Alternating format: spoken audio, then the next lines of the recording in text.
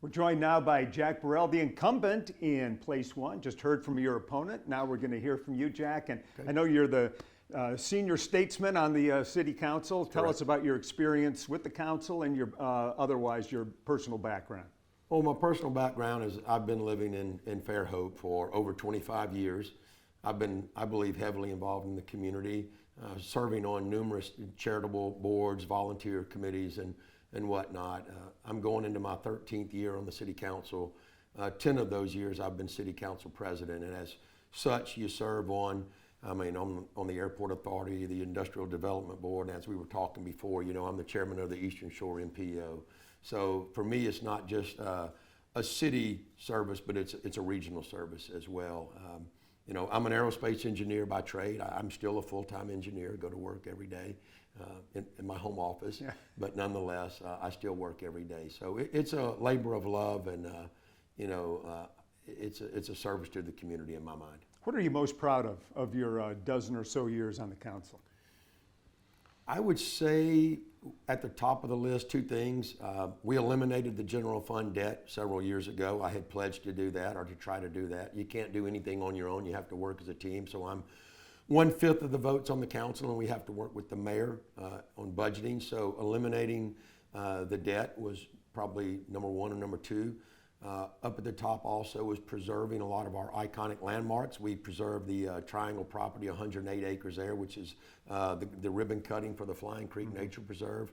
Will be this Saturday. We saved the K1 Center downtown. That's going to open up as Hatch, an entrepreneurial center for the city. I mean, it was at one time being talked about being sold to be a hotel or condos. We've renovated the pier. We purchased 40 acres at Colony Nature Park, 115 acres of recreation land at 13 and 32, and the list goes on and on. So I think preserving that land and the elimination of the debt were two of my biggest highlights. Where do we stand in Fairhope with our big infrastructure work in terms of drainage and roads? You see a lot of work around town right now. Yeah, you know, we're spending so much money on infrastructure right now, Peter, that you can't even spend the money fast enough. You can't physically put product in the ground faster than we are unless you ask everybody to move out of town and tore up every street and sidewalk and right away in the entire city. So we're well into our cast iron replacements on our gas lines. We're in phase 2 of 4. We have reached a capacity in our water of 11.5 million, soon to be 13 million, and next year we will peak at about 15 million, and that'll give us some additional capacity to sustain us for about 20 years. We are caught up on our electrical utilities. We're putting some redundancy in the ground right now so that if one substation goes down, another substation can pick it up.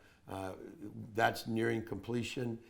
And then on the sewer, we're in the midst of upgrading our headworks and our collection system. The sewer plant only runs at about 50% capacity as far as treatment, but we want to make sure that it gets there and we don't have the influx of fresh water. So we're well into it.